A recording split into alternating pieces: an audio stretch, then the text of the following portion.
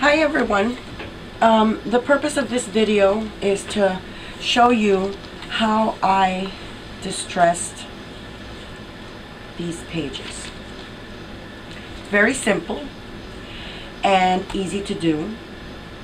All I used was copy paper.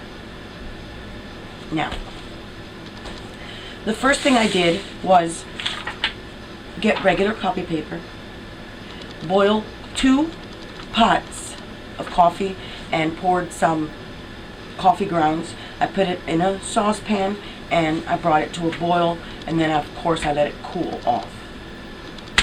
Now in a shallow pan like this one, I took the paper and then I completely covered it with the coffee. I went from side to side. And I laid it out. Now, when I finished all my papers, in between the wet papers with the coffee, I sprayed the dried coffee grounds, so that when it started to dry, it has little different effects on the paper, like this one, like this one. Now, of course, when it dries, the coffee grounds do fall off. So what I did was, as I took the paper, actually I left the paper in the bucket for a couple of hours. So, but when you take it out, it's going to be like real fragile. So real carefully, as I took each sheet out, I crumpled them. And then I flatten them out a little bit, not a lot, because you want the crinkling to show through. And if, like here, anything that's under it, over it, is going to make the darker spot. And then this is just one dip.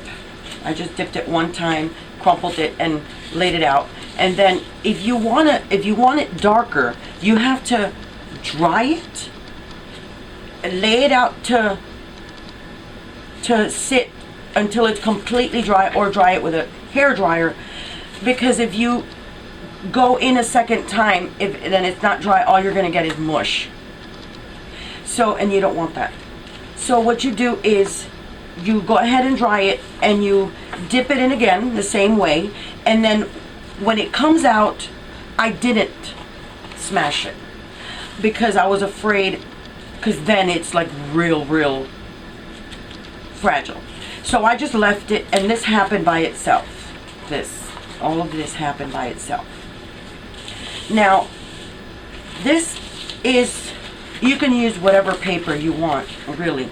I just like working for this particular project with the copy paper. But you could always use, this is parchment paper. This is dipped and smashed once.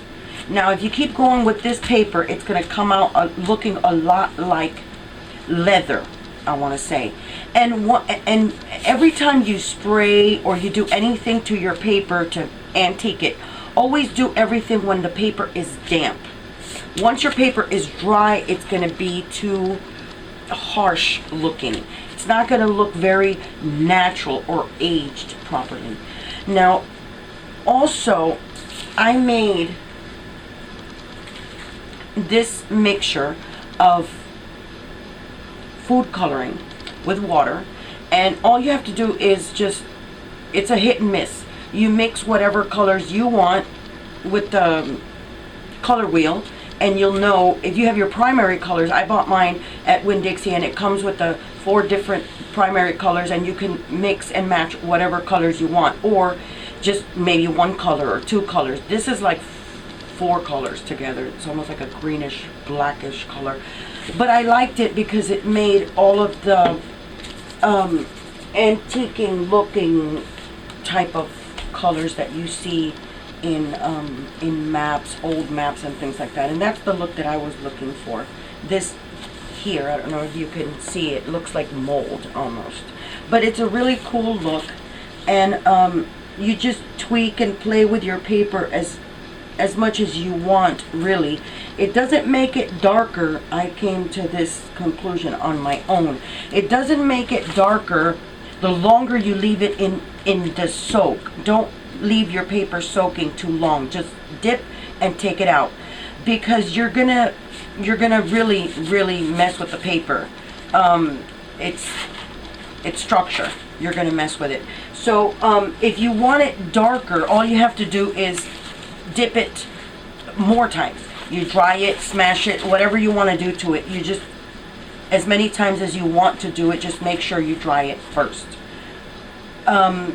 This is, like I said, this is just food coloring and water, and you could make as many colors as you want. I used, this looks green, but this is the color it came out to, and it looks very vintagey. Now, I also used in my book Tim Holtz Vintage Photo, but I used that while the paper was damp again, so that it could blend in. Like here, like some of the edges that I made, it was just damp. I used it, and it's a nicer look than the actual. See how I did it here when it was damp and wet. Now you are going to get a lot of breaking when it's damp. Just make sure you leave it either on the paper towel or on the table that you're working on. Don't try to mess with it too much. Just try to put I did it with a cotton swab or a little makeup applicator, the soft ones. I just went over on the edges with it, and that's all that I did. And then afterwards, like I said, you know, this, you can make this your own. You can do whatever you want with the paper, or as much as distress it, or you could always just leave it with the one time, and that's fine. This is just once. The back of the paper always tends to, or the front of the paper, it tends to be whiter than the other side for some reason, and that all of the copy papers do it. I don't know why. It just happened to me. And now I tried the cardstock. I tried cardstock, and I did not like the way it reacted to the method that I was using. But again, you can do that if you'd like. Try it out.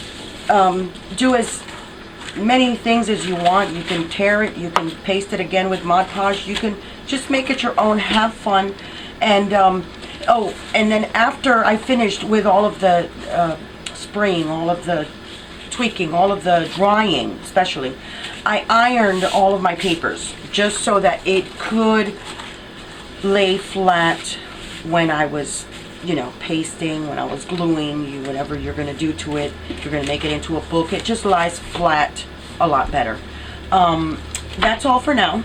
Thank you for stopping by. I hope it helped you some, shed light on something you were thinking about. And if you have any ideas, new ideas, just leave a comment. Thank you for stopping by. Bye-bye.